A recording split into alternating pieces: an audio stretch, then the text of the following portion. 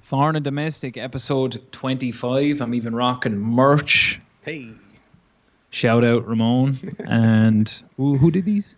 that was Vistaprint, but I wouldn't plug them Vistaprint? because they didn't come out 100%. We're gonna get. I found some different sourcing for the other ones that look way better. So Screw Vistaprint. that was screen printing. These ones that we're gonna get are gonna be digitally printed, so they're gonna be like into the shirt. It's not gonna be like New age. it's not gonna be like some shit that's ironed on. You know what I mean? Yeah. Uh, New age. I mean, Episode the design looks 25. great though. It does. Shout out Vinny Gabriel, graphic designer who did the design itself. Hey, We never really got into what it's about, but I mean, obviously you can see what we're getting at there. It's kind of like newspaper-esque. Newsies. Episode 25, like I said, last one I was on was 23, the Jordan episode. But me and Ramon were chatting earlier. We definitely have some things we want to discuss. Obviously, those of you who are paying attention to the news, there's been some things that have popped up this week that have warranted a discussion, if not from us, by somebody. The treaty between Australia, the UK, and the US has had, some other countries getting kind of ticked off, like someone pissed in their cornflakes. Notably, France were the ones who were really not very happy to the point where they even pulled their ambassador from the US. that guy was really, that guy was pissed probably. yeah. We'll get into that. Then Ramon, probably about a couple hours ago now, sent me an article from The Intercept, which is related to some coronavirus stuff that will definitely make you raise your eyebrows a little bit. Oh yeah, you guys are getting some early. This is almost breaking news here. No mainstream outlet has really picked it up, I think, except Sky News in Australia covered it a couple days ago. Yeah. But then the Intercept broke it with actual documentation, so we're gonna get into it. Yes. And then, as always, we'll probably flap our gills about this, that, and the other thing as well that's going on in the world. But Oh yeah. so do we want to lead it off with the AUKUS? Is that what we're calling it now? Is the cool thing is to like abbreviate and like, Yeah, it's AUKUS stands for Australia, US, UK. such a bad acronym. It's fucking awful. It's so It bad. sounds like a bad back injury. I had AUKUS for 3 days, man. It's been really fucking killing me. Right, or like a fungal thing or something. Yeah. The AUKUS is taking over. Jesus. Yeah. So, without getting into like the nitty gritty, the details, I would say, and correct me if I'm wrong, Ramon, that the crux of what this is about arms and defense. Defense. We obviously know kind of the stature that the US and the UK have in the world when it comes to defense. That's such a funny term because a lot of it is not actually defending. It's Orwellian. offense. It's Orwellian. It's Yeah, literally yeah. inverted meaning. What they should call it the offense. Yeah. Honestly. Yeah. Well, like I guess don't they say that the best form of offense is defense? Yeah. So Yep. yeah. Obviously, do you have any numbers, Ramon, on kind of what was thrown around with this AUKUS agreement? I know it's, like I said, it was a security pact and it allows for a greater share of intelligence between, obviously, Australia, the UK, and the US, with the aim mainly being kind of stifling the movements of what's going on in China. Yep. China. And the South China Sea. Australia cancelled a $37 billion deal with a French company building diesel-powered submarines. And that obviously pissed off France. And that reporting's all over the place because I got 66 billion from the New York Times article I read, and then I read a different article that said 60 billion. So Really? Yeah, so I don't know what, like, is it like the French like inflating the number? Like, Well, I wonder. I don't know. Well, maybe maybe Australia cancelled a $37 billion deal with a French company building diesel-powered submarines, but I'm sure there's more Right. defense deals that were probably nixed Right. Right. within that.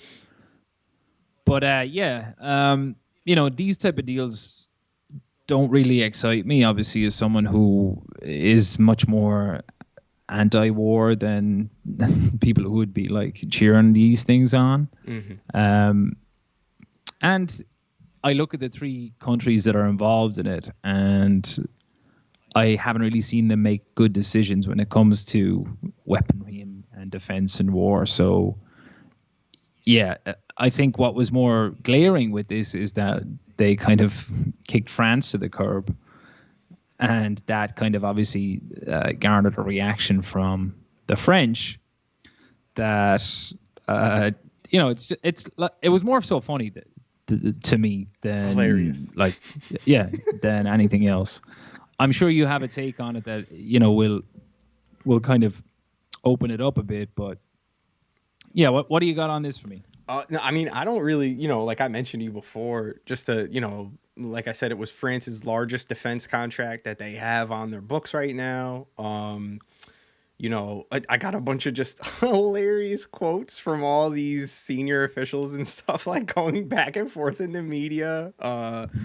One senior U.S. official basically like after, so, again, just to like break it down, like the United States, Australia, UK went behind closed doors months ago to sort of start cooking up this deal, right? And what's happening across this whole time is, Macron visited Biden, diplomatic stuff. You know what I mean? There's been all kinds of stuff. Yeah. There was a G7 meeting. There's all kind of shit that's happened that Biden's basically been looking this guy in his face. And the senior officials have been like, Antony Blinken, the Secretary of State, was like having lunch with their secretary, with whoever their top, State Department official is. I can't remember the guy's name, but they were like out to lunch like 2 weeks ago.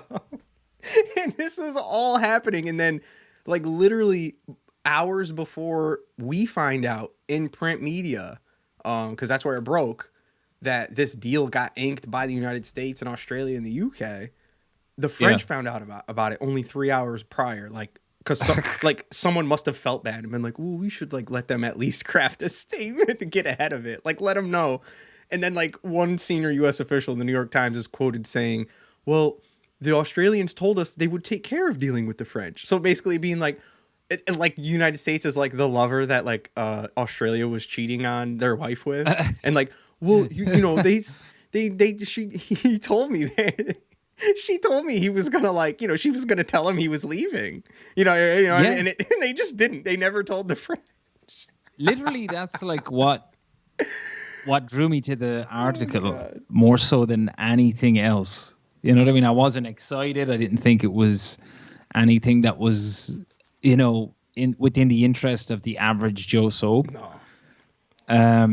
And where I stand with a lot of the like, be wary of China and like let's do stuff to stifle China. China is going to be China. Mm-hmm. China is continuing to make moves in the South China Sea.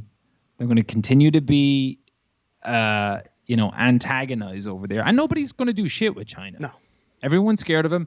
Everybody has to and is forced to do business with them. And even the bullshit. I mean, it wasn't bullshit. It had serious consequences. The trade war that Trump had going on there, that did nothing and benefited nobody as well. And that's another reason why nobody's going to do anything about China. I guess they're gearing at nuclear proliferation. I'm not sure. Do Australia have nuclear capabilities? I'm actually not 100% as far as like ballistic nuclear capabilities. I would imagine they don't, because they can't even make their own nuclear subs. So I would guess that they don't, because nuclear submarine tech. Actually, to be fair, there's a bunch of nuclear. I believe. What do I actually have it right here? Only Australia will join only 6 other nations: the United States, the UK, Russia, India, France, and China, in deploying nuclear submarines. So there are more nuclear armed states, or like Israel, for example, which that's sort of, it's not on the books, but they keep hinting and joking about it that they have a nuke, and they don't have nuclear submarines. So who knows? Are they going to use that 1 trillion that they got from? Oh, that was just for the Iron Dome. Yeah, well, I think $1 billion it was, right? It wasn't $1 trillion. No, it was $1 trillion. No, it wasn't $1 trillion. No way. It was $1 billion. It was $1 trillion. No, bro, you gotta Google that shit. There's no way. They didn't give him $1 trillion for the Iron Dome. No fucking way. No way, dude. I don't know. All of our aid to them last year was like 40 billion or something. There's no way they gave him $1 trillion in one swipe. Don't. Please tell me I'm not. I hope it was. You have to be wrong. You gotta be. If not, I'm ending the podcast right now. Get the fuck out of here. But hold on, so I'll keep going. So yeah, keep going. While you Google that this right now. So now. So this new deal, the reason that I think it's interesting, right, is now before I even get to that, I want to touch on the China sort of angle that you were taking there, because I want to try to like reframe this, like for people who listen to the show that might not know a ton of foreign policy around military foreign policy when it comes to China, right? So if you look at any chart, right, that shows like the top 10 military countries in the world, America, we are literally multiple times over of the next countries behind us, and China's in second place now, right? They moved up the rankings. That's where all this alarmism is coming from all. I gotta close the window here. Sorry, the rain is coming in. Oh yeah, go ahead. I can hear it on mine too. It's getting pretty loud. But yeah, so China has now moved into number 2, and there's a bunch of reasons for that. It's not that they just had some giant boost. A big part of it is that there's sort of like a cumulative increasing globally of people's arms. Like no one really has no one has disarmed. So a lot of countries, for example, European countries that used to, and some of them still are in the top 10 list, but they just don't keep stacking more and more and more. Our military budget in the United States, it's grown exponentially over the last 40 years. China is in some of an arms race because of us. Now, when we talk about when you read all these quotes from, Biden, any U.S. official, Antony Blinken, the French, the Australians, any of these people, fear-mongering over China, what everyone needs to remember is we're talking about like, oh, we need nuclear submarines to like be contest in the South China Sea. Remember what Patter just said. Like, we have so much trade between China. I believe 13% of U.S. trade is with China. Those numbers are higher for a lot of European countries. So what are we talking about here? Like, war for what? We're in a symbiotic. Once you're past 10% trade volume with a country, that's a significant trading partner. So, like, all of this fear-mongering over, like, oh, we need to contest the sea.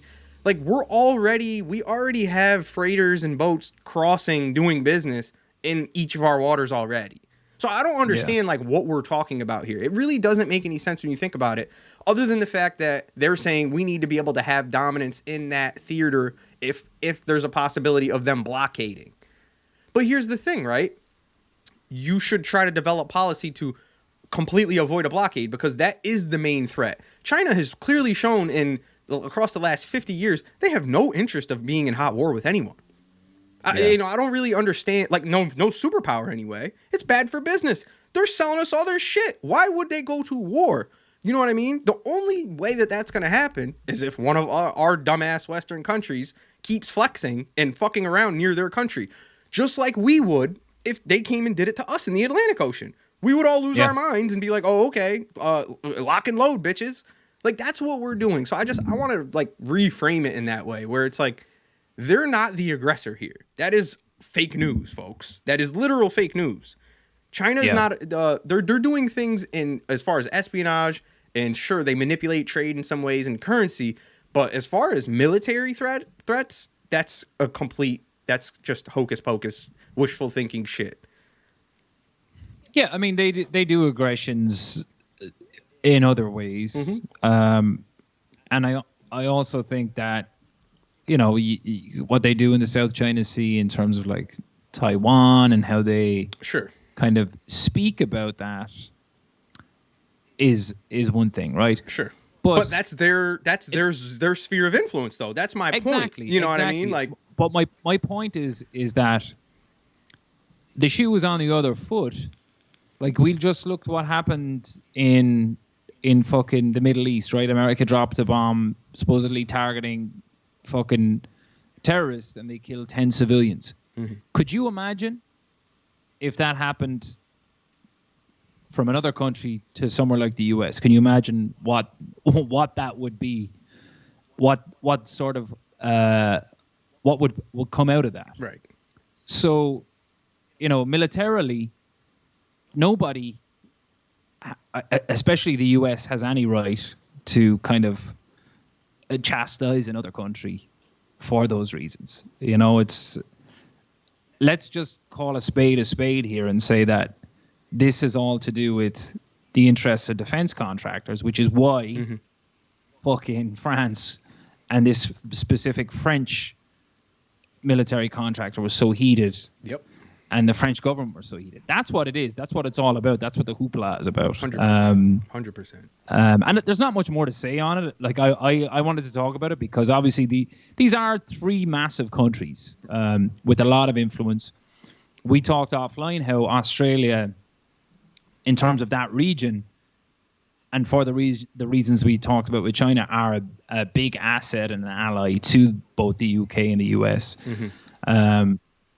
And we also talked about how France, they have tentacles that, go all over the world, dating back years and years and years from their own imperialism. But yeah, it mainly piqued my interests.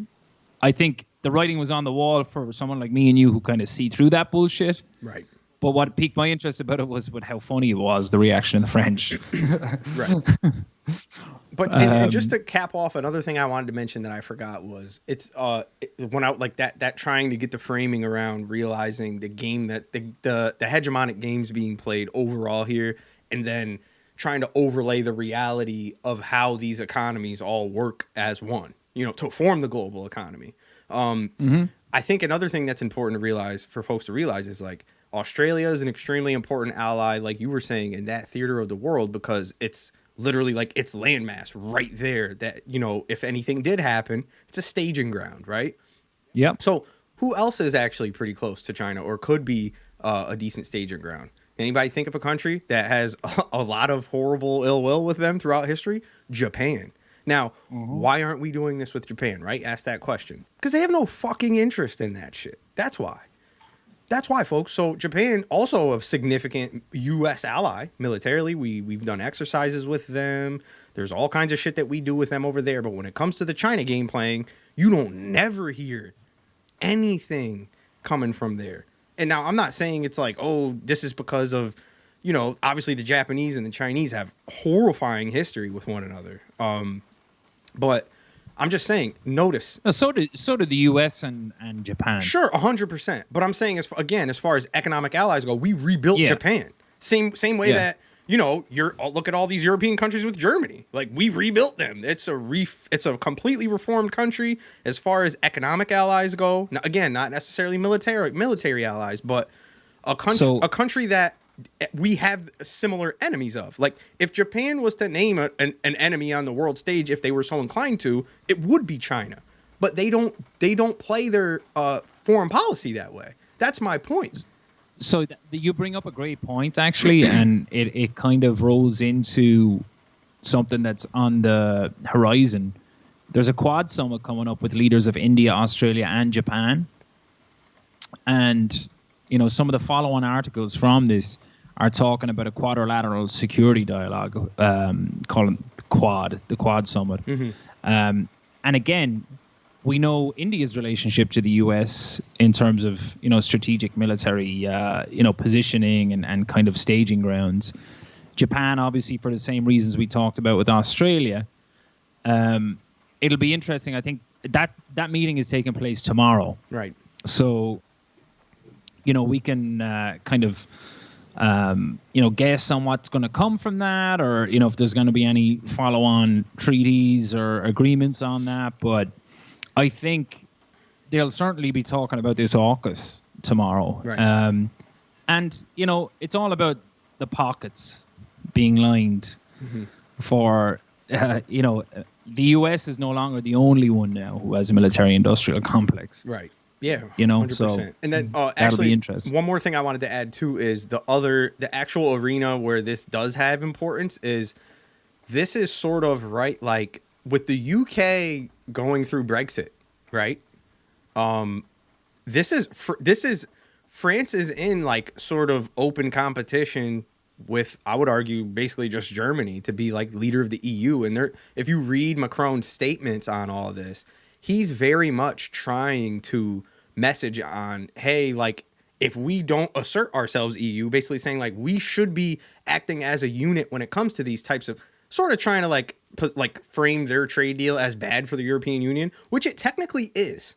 Because if you consider how much free travel happens there, how much their economies meld in a lot of different areas, 66 billion out of France is, you know, a lot of money not getting spent in other European countries. So he's trying to frame it in that way. So we have a big test sort of going on here, how this is going to go in the next decade with the UK fashioning new alliances, well, bolstering old alliances with America, and France being put on the outs now. You have Angela Merkel on the way out.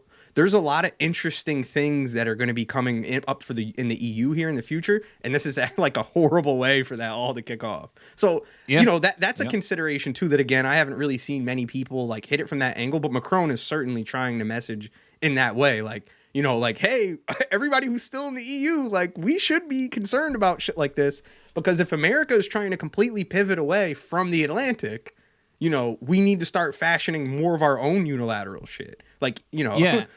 Yeah. And what's funny is that the Quad Summit that's taking place tomorrow is, again, it's all about China. And, you know, it should be all about climate change. And I'm sure Afghanistan will be talked about. But the purpose of it is going to be evolving. You know, I think there's no qualms with, you know, if anybody who's a realist needs to know now that the future problems now that we're all going to see is going to be based around climate change. And I'm talking about defensively as well. Like when you talk about these treaties, even when they're talking about arms and stuff like that, I think the wars of the future are going to be based on resources that are dwindling because of something like climate change. So, you know, maybe for a next episode or you know, even an article or two that we can kind of shine some light on based off of this Quad Summit tomorrow. You know, it should be interesting stuff. Interesting in a way of, you know, is it going to be the summit that it claims to be in terms of what they're going to be talking about, or is there other things going to be said?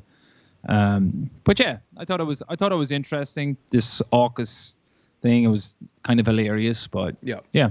Yeah, I mean, it seemed, like I said, like we both said, like on its face, it's like, oh, this is kind of a funny story, but there's a lot of opportunity for like pretty significant things in history to be happening in the next few months based off of this. You know what I mean? There's some big decisions that could be made, so we'll keep an eye on it.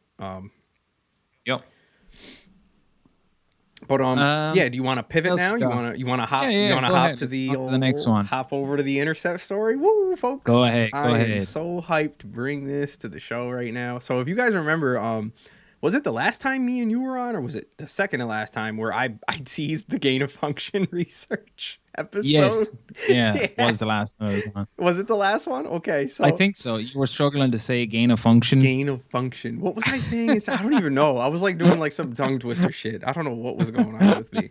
And folks, trust me, like I think I'd only had like a beer and a half at that point. Like it wasn't like I was like hammered or, you know.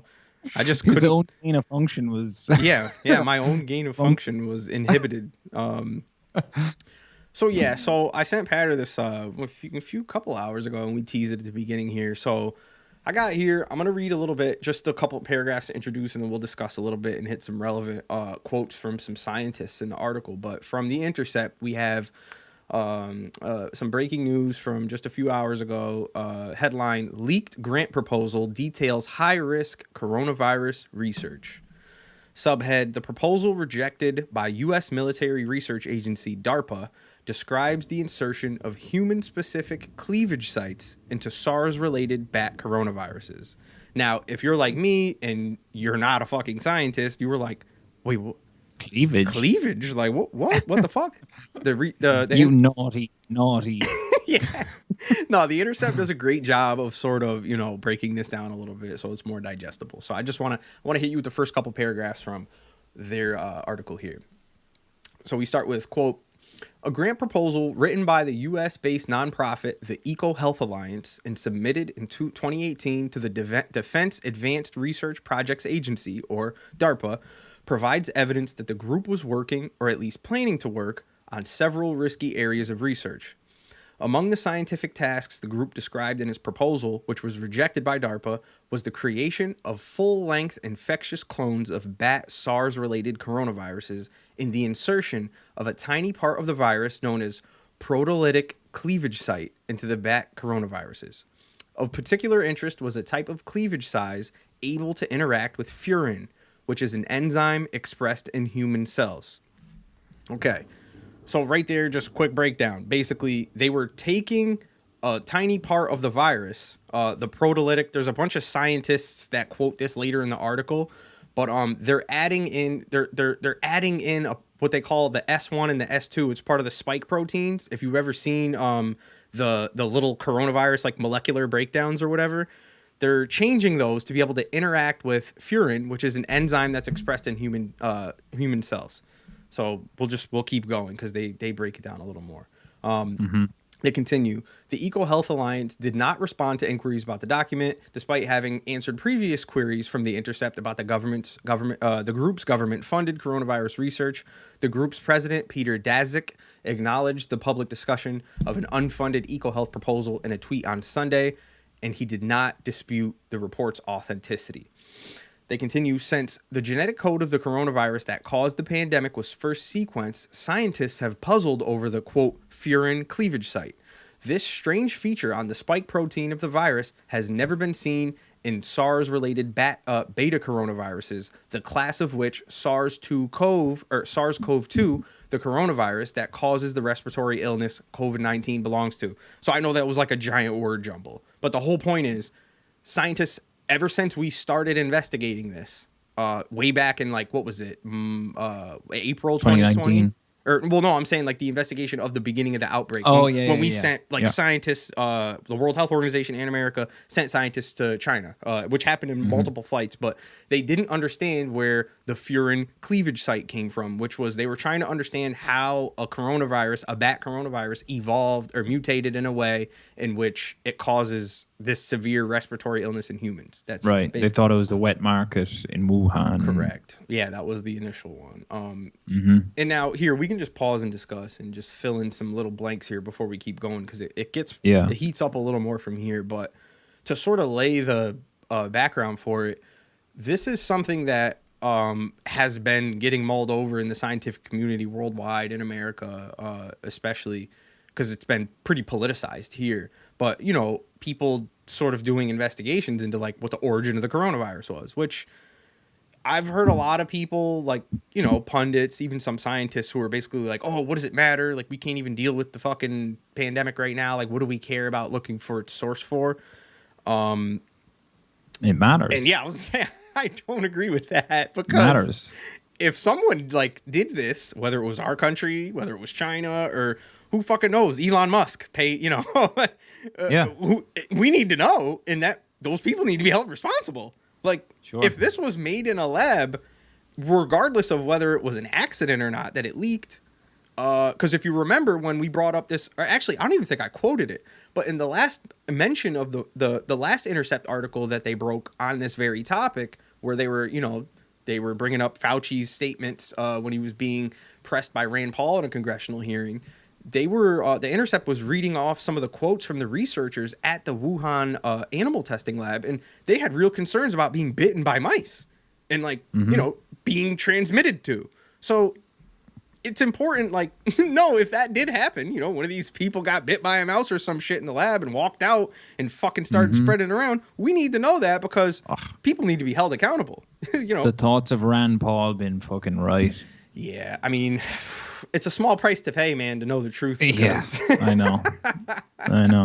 Oh boy, but here, you want me to keep going here? You want to? Yeah, keep going. Okay, keep going. All right, so they continue. Many who believe that the virus that caused the pandemic emerged from a laboratory have pointed out that it is unlikely that the particular sequence of amino acids that make up the furin cleavage site would have occurred naturally.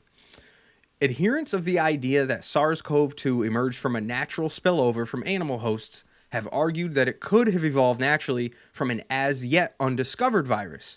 Further, they argued scientists were unlikely to have engineered the feature. Now, this is the logic of the people right now. This quote I'm about to read from an article in the journal Cell. This is the logic of the scientists who think, no, it wasn't a lab leak. They think, quote, there is no logical reason why an engineered virus would utilize such a suboptimal furin cleavage site, which would entail such an unusual and needlessly complex feat of genetic engineering. That was written by 23 scientists earlier this month in the journal Cell.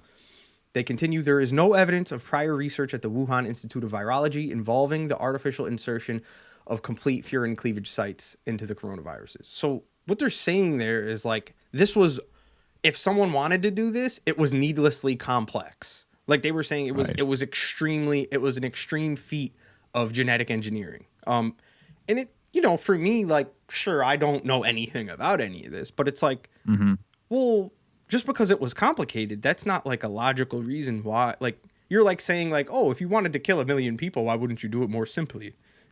Right. Who knows why anyone does anything? Does that seem plausible to you? No. That's ridiculous.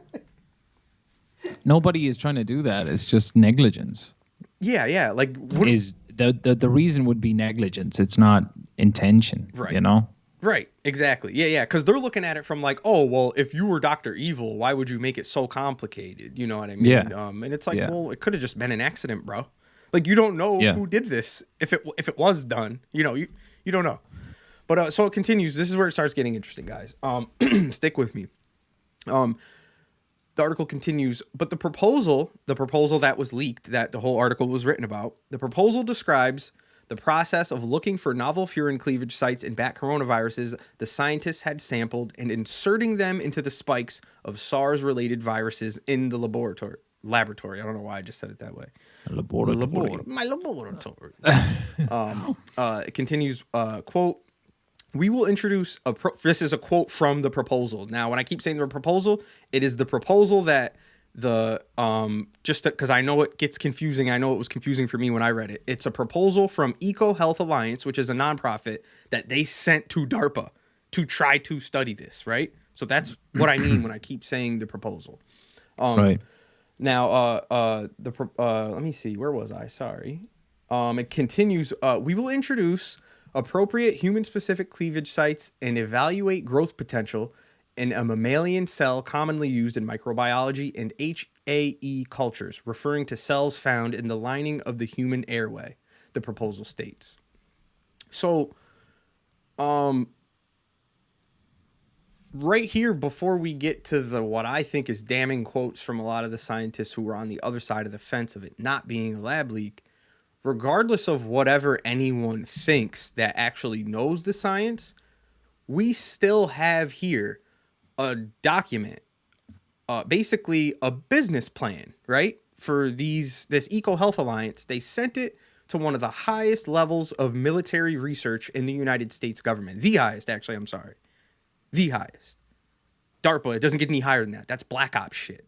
Literally, at the end of this article, if we get that far, DARPA literally tells The Intercept, like, yeah, we don't have any clearance to ever discuss anything we do. So I don't know why you're even calling us. You can't FOIA them. There's anyone who leaks anything from DARPA is prosecuted. It's all classified military intelligence, anything that happens there. So at the very least, regardless of what any scientist surmises from the the data that we're pulling from this, we have the words of what their intent was with the study, which was gain of function research. They were trying to, right here, quote, introduce appropriate human-specific cleavage sites and evaluate growth potential in HAE cultures, which is cells that are found in the lining of the human airway. So regardless of what their purpose was, this was something that they were trying to do, was figure out how they could make the bat coronaviruses, what what vehicle they could design to bring it to the human lung. You know what I mean? So again, I don't know, man. Do you want me to send you this article so you can do some of this reading? Because I don't know if I want to read all this, but we definitely need to. Yeah. Or do you just want me to get right to the No, scientist quotes? No, I mean, I could read it, but I think we'd be in the same position in terms of like, I think the main crux of why this is important is because if you take it back to when Rand Paul was grilling Fauci about gain of function, and Fauci was very particular on how he chose his words in answering those because he was obviously, under oath. Right. It's not like that was coming out of left field. Gain of function is a thing. And to my knowledge, gain of function is something that is widely discussed in epidemiology, whether it's, ethical or not. There could be some, positives that would come from gain of function research. I think the reason that it was brought up by Rand Paul is because it was a flag to say this is a possible way that coronavirus was brought about and kind of introduced to the world. Right. So to kind of dismiss that is naive of everyone who's kind of trying to get to the crux of how this happened. I think the discussions that are in this proposal, or the proposal itself, shows that, it's certainly a possibility. The science behind it, I don't think we're knowledgeable enough on the actual specifics of the science to kind of decipher it any more than just say this was a real thing that was discussed to the highest levels and brought to someone like DARPA, who we know DARPA as somebody who does black ops shit, who have serious funding, who have had serious breakthroughs that come about that 5 years before they actually become to the mainstream, such as people say that DARPA helped really push things like the internet and serious technology and all these different things. For them to, whether they did or not, just kind of stiff arm that shows that if DARPA is stiff arming it, then it's probably something that is more nefarious than it is beneficial. That's all I can say on it. Right. It's certainly a fucking glaring problem for those people who, are trying to dismiss and paint Fauci as, this saint who is only caring about, the science behind getting people better with that. Because I think, and this is me just deducing from this, if you're in an epidemiologist's mind, you obviously want to know the ins and outs of how things can, evolve and change and get better and get worse and kind of how things work, right? From an epidemiologist standpoint. And something like this shows that, it's not an island thought. It's something that has been pushed around, and it's not outside the realm of possibility that it could have happened. Right. So excellent reporting by The Intercept. 100%. Again, and kind of just, like I said, shows that, everything is not as, face value as fucking a dirty bastard who eats bats in a wet market in Wuhan. Right. Yeah. 100%. And this is like you said, I 100% agree. And the way you broke that down is I love the way that you just condensed all that, like in the first 2 minutes you talked, because I know when I read this, my brain was like, holy shit, like I couldn't. And you just, kind of calmly, methodically went through it there. But this is phenomenal reporting, not only because obviously whoever's leaking this shit to them, fucking hats off to you, buddy. I don't know where this shit is coming from, but it's all legitimate. You can download the document from the Intercept article. It's a legitimate. It's all headed, like it's all completely 100% from the nonprofit that it came from. And honestly, the reporting just keeps getting better from here, because now they have actual virus experts start weighing in here, and this is where it got damning for me when I read the article. So it continues. The new proposal, which also described a plan to mass vaccinate bats in caves, does not provide conclusive evidence that the virus that caused the pandemic emerged from a lab, and virus experts remain sharply divided over its origins. But several scientists who work with coronaviruses told The Intercept that they felt the proposal shifted the terrain of the debate. Next section of the article here, headed Tipping the Scales. Some kind of threshold has been crossed, said Alina Chan, a Boston-based scientist and co-author of the upcoming book, Viral: The Search for the Origin of COVID-19.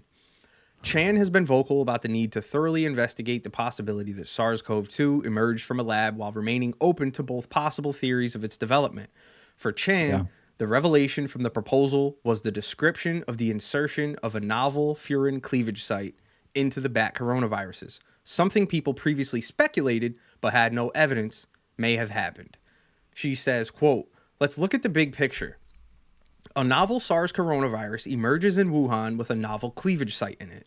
Now that we have evidence that in early 2018, they had pitched inserting novel cleavage sites into novel SARS-related coronaviruses in their lab," said Chan, "this definitely tips the scales for me, and I think that it should do that for many other scientists too." Richard Ebright, a molecular biologist at Rutgers University, who has espoused the possibility that SARS-CoV-2 may have originated in a lab, agrees. He says, quote, "The relevance of this is that SARS-CoV-2, the pandemic virus, is the only virus in its entire genus of SARS-related coronaviruses that contains a fully functional cleavage site at the S1-S2 junction." He's referring to the place where the two subunits of the spike protein meet. He continues, quote, "And here is a proposal from the beginning of 2018 proposing explicitly to engineer that sequence at that position in chimeric lab-generated coronaviruses." So these are two people who, that's a molecular biologist. Know what they're talking about. Yeah, they know what the fuck they're talking about. They're saying, the proposal these people did is exactly molecularly built as what the coronavirus we've all been fucking dying from is, how it's built. Yeah. So, I mean, in my opinion, that's it. I don't need any more than that. And again, I'm sorry. I want to say, and correct me if I'm wrong from the article, it started in 2018 is when the proposal was drafted up, right? Correct. So we know that a coronavirus is not a new thing. No. COVID-19 is the new version of a coronavirus, which is why when people talk about, the coronavirus vaccines are new, they're not, they've been only working on X many, that's kind of bullshit because, epidemiologists and pharmaceutical companies have been working on coronavirus vaccines for years. The only thing new is the mRNA technology. Yes. It's never been done before. Not for a mass vaccination. And I think that's where a lot of people get caught in the weeds when they're kind of discussing it and trying to, get their point across when they're talking about how they'll see coronavirus and they'll immediately think of what's happening right now. Mm-hmm. But coronaviruses have been around. They've come and they've killed people before, different versions. Yep. Something like COVID-19 obviously is what we're dealing with right now, but scientists in this field have been dealing and trying to deal with it for years, which is why this was drafted in 2018 with the view to kind of fucking getting ahead of something like this, right? And kind of being aggressive in a way that may have been detrimental to the world, obviously. But with kind of the fear of getting caught in kind of scientific jargon within the actual ins and outs of the proposal itself, I think the biggest thing we can take from it is it's not a fucking random thought to think that this could have, let's just say the proposal was given the go ahead and it was developed upon, and we're in this position, and let's say it had been developed upon and it was continued to be developed, and let's just say it was a wet market fucking incident that brought about the coronavirus. That doesn't change anything in terms of like how how how countries now have to kind of deal with something like this. So yeah, certainly an interesting article, and it'll give fodder to those who feel like there was some sort of conspiracy to cover up a lot of this. Right. And that's the thing though, right? Like I don't even want to I don't want to like, you know, be like, oh, this is the when I'm saying like, oh, this is the smoking gun, what I mean by that is for me, this is the smoking gun that all of the perfect example. What's his name? I'm blanking on his name. The epidemiologist that went on Joe Rogan when coronavirus first started. He was saying, I performed lab tests that it's airborne, right? And immediately the entire existing knowledge that the scientific community had, they were like, well, we don't have that. We don't have that. You're crazy. You're crazy. You're crazy. Now that guy works for CNN. He was right. Now we have a microbiologist, that Boston epidemiologist. There's right here, I'm not going to keep going through the article because like you said, I think we've done enough fucking scientific jargon. We got German scientists who are like, hey, this kind of does make me think, you know, it changes the way I thought about it because they're seeing a clear design of in 2018 of what happened here. So when I'm saying like, oh, I think it's a smoking gun, I don't mean, oh, this is definitively how it came about. What I'm saying is all of the plausible deniability that people like Fauci or anyone else who's in these organizations around the world who tries to say that there's no possibility, that you can't say that in confidence because this did not happen in our country, obviously. Right. You know, so for them to be talking in absolutes, that's my problem because speaking in absolutes is a big part of something I've been dunking on about what our public faces, politicians, scientists, and the like have been doing in America around this whole pandemic the whole time. And then the problem is you speak in those absolutes, something like this comes out, and this is pretty compelling in my opinion. But then it allows people can just careen right off the deep end and be like, oh, this proves it. This is exactly what it was. And it's like, okay, we probably need a couple more pieces of evidence here along the crumb trail. But this certainly makes me feel like there were people in America who were trying to work on something like this back in 2018. I would hope it's in good faith to get, you know, the whole point of gain of function research, the people who co-sign it. And if you read all these ethical, moral, scientific debates, these people debate this stuff all the time. The whole point of doing this type of research is to be able to develop a vaccine faster. You introduce it to human cells so that you can genetically sequence whatever you do, blah, blah, blah. I don't understand how it works, but from reading all these scientists who talk about it, it helps you along vaccine development and ways to figure out how to fight it when it gets in a human. I understand that and I get that. But there is a whole open debate around this. Like, and the reason that the 2018 date is interesting is because from 2014 to 2017, America had a policy that gain of function research could not be funded by federal dollars.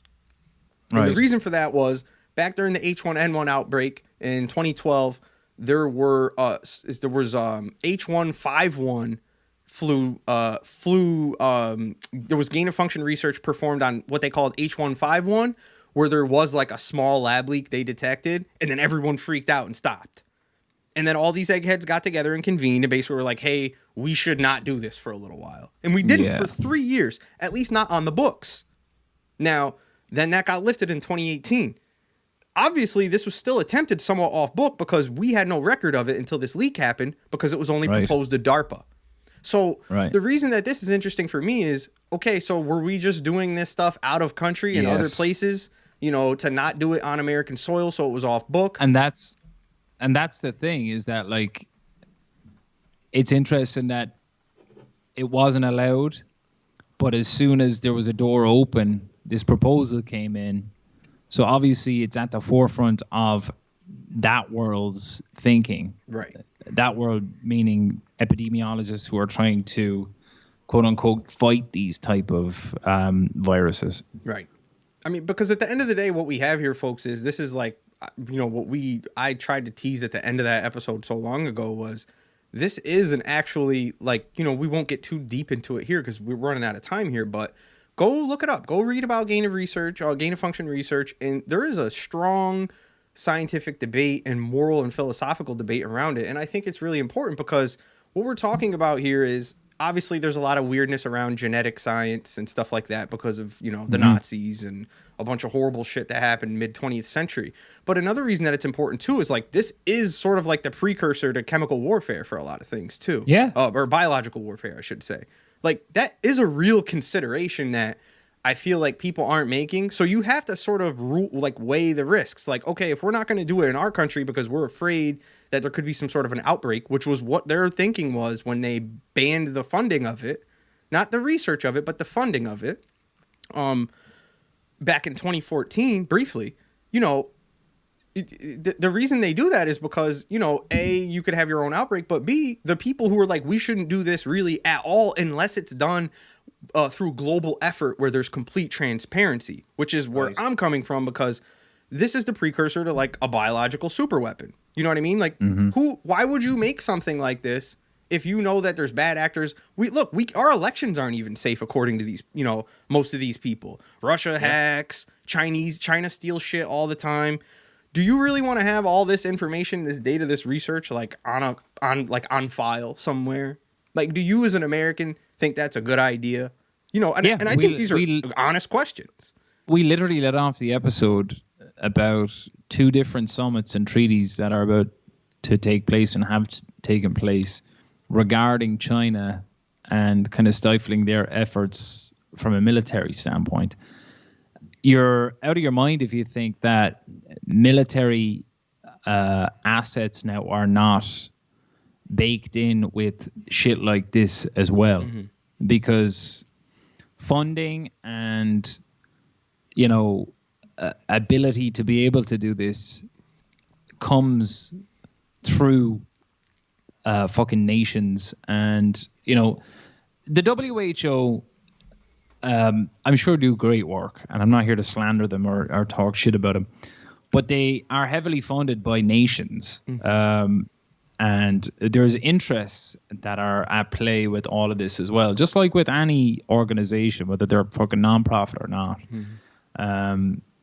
So yeah, it's certainly a fucking interesting article. It opens a lot of possibilities, and it opens up a whole Pandora's box of different scenarios on what could have taken place. But I think I get a lasting stain from this now is who's going to be ballsy enough now to try and kind of push gain of function research or any sort of proposal of the like again. I doubt you're going to see it or hear about it unless there is another leak. Right. I want to leave this article off with this last paragraph because I think it's salient and sort of caps off everything we've said. Not everything we've said, but sort of like the tenor of what we said. Stuart Newman, he is a professor of cell biology who directs the developmental biology laboratory at New York Medical College. He continues on, the article continues on quoting him. The article says, while the grant proposal does not provide the smoking gun that SARS-CoV-2 escaped from a lab, for some scientists, it adds to the evidence that it might have. Newman says, whether that particular study did or didn't lead to the pandemic, it certainly could have. Once you make an unnatural virus, you're basically setting it up in an unstable evolutionary place. The virus is going to undergo a whole bunch of changes to try and cope with its own imperfections. So who knows what will come of it? The risks of such research are profound and irreversible. You can't call back the virus once you release it into the environment. So I think that that's a rock solid argument. Like why I wouldn't be co-signing this shit. Like I'm sorry, man. Like not behind closed doors and in a way where it's like, oh, we're just working on this secretly. Like if you're gonna do shit like this, like I said on that one episode, like this has to be like some like Star Trek shit where it's like every country's involved and everyone knows at all times like what the fuck is happening. Because it's like, not to cut you off, it's like when you open that box, there's no closing it again. Much like a fucking nuclear weaponry or, the H-bomb. Right. once that was used, you had this race then to develop that. And, that's, obviously a weapon, but this is a weapon too. Right. Because you saw the destruction and the actual halting of regular day-to-day life that came from this. And if you're going to look at it from a nefarious standpoint, there's plenty that you can do with something like this once you have that capability, or once you're fucking around with that. Right. And so, yeah. And honestly, the whole concept of like an international effort, like, pandemic preparedness is completely undermined by that idea, right? Like their logic, for the people who argue on the other side of what I'm saying, and that gentleman from the New York Medical College, is his line of thinking is, you're going to have people in NatSec who are like, well, we can't just have this open sourced for any bad actor to get their hands on. But the reason that is such a threat in this world is because we create conditions where bad actors need to resort to extreme things like that. The playing field, to try to even the playing field, because of the lopsided dominance of superpowers in this world. Like, that's what, like, so it's a self-fulfilling prophecy where it's like, I need to continuously have all of the power, all of the, knowledge here concentrated in secrecy. Yeah. You know what I mean? Like, it's sort of fucked up. Like, they're technically, like, logically correct thinking that way, because, they're talking about the world we exist in. But again, it's the world that's created, by the hegemonic forces of, the planet. So I don't know, but it's super interesting, guys. Like I said, go read the article. Coronavirus research grant, DARPA, search that, intercept keyworded in, check it out. Super long article, really great. We always recommend you guys do your own reading on things. Yeah. And I don't think we're any closer to uncovering origins of coronavirus, or at least I think once everything is finished with that, I think the people that are trying to get to the bottom of it are still going to try to do that until they kind of have a consensus gotcha. Right.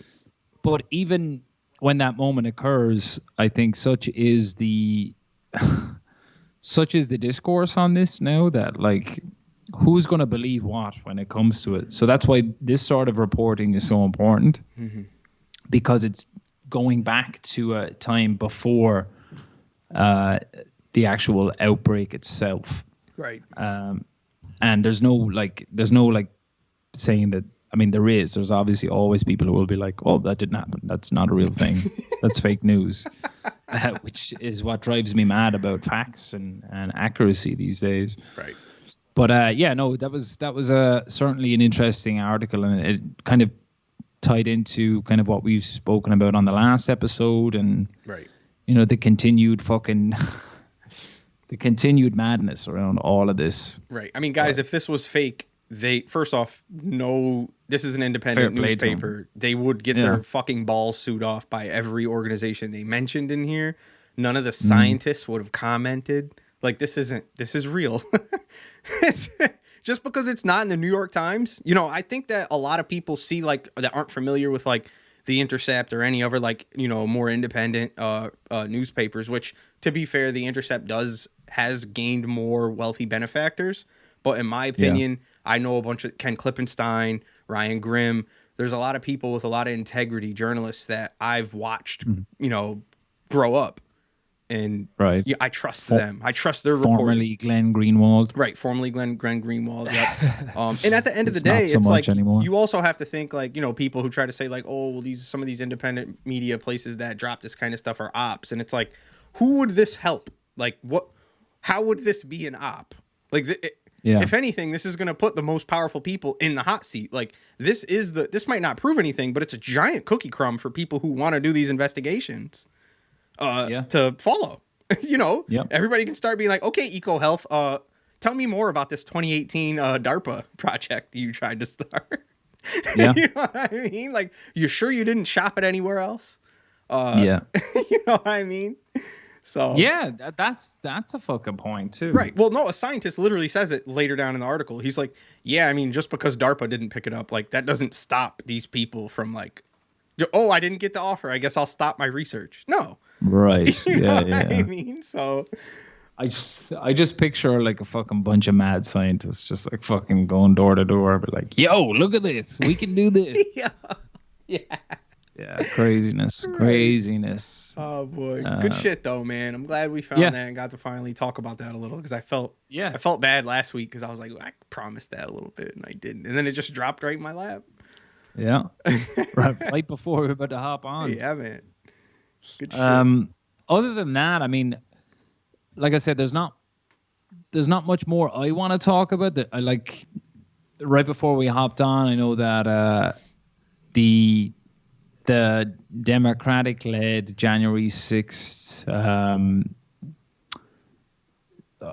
don't even know what to call it. Is it a commission? Yeah. It's not even a commission, right? It's because they couldn't get the commission. Yeah, it's just like a committee. It's like a committee that's doing it all. Yep. They've subpoenaed Steve Bannon, Dan Scavino, Kash Patel, Mark Meadows, and they'll have to give depositions. They'll be able to get records. I believe they've halted 31 different companies from destroying or doing anything with records. That just dropped probably about 2 hours or so ago. Mm-hmm.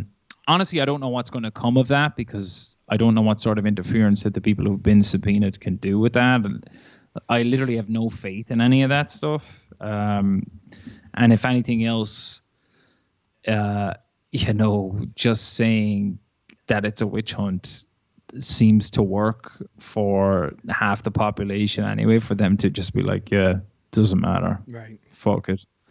I think it's a bad political play to even be barking up that tree right now with how there's a super real possibility none of this reconciliation or infrastructure shit passes and the government shuts down in like 2 weeks. We're going to default on government's going to shut down. What the fuck are we doing, bro? Yeah, reconciliation is trying to take place. It almost seems like it's an op. Like it's like there's some centrist motherfuckers like, let's keep doing let's keep the media focused on the Trump circus still while everything falls apart legislatively. And then also you have the UN General Assembly is on right now where you have, I saw that fucking Bolsonaro spoke yesterday. Isn't he like mad sick still? Like what? Lied through his teeth. Isn't he like shitting himself to death still? Probably. Fucking Brazil have really tanked in the coronavirus fucking death tolls. Other than that, I don't really have any much else. I think I'm sure between now and 2 weeks from now when I hop on again, we'll have plenty to talk about. But that's all I got, man. I just wanted to hit those two stories. That was it for me. I knew that was good shit. I think we delved into like some important stuff that I think needed to be talked about. We obviously have elections coming up that locally we can kind of sink our teeth into, and I definitely want to get some more guests on. I watched, as you spoke with your cousin yesterday. I think that was a good dynamic, trying to get kind of listen to all different takes. I mean, we speak to people every day who have different positions on different things, and we don't sit here and pretend to act like we know it all, but just by the way we spoke here about the gain of function stuff and the stuff that was proposed, we're not taking a stand just for the sake of it because we're wearing a red or a blue hat. We're cutting through bullshit and trying to discuss things pragmatically, and I think that's kind of where I want to hang my hat when it comes to this podcast. So we're going to continue to try to do that, on a local level, on a foreign and domestic level.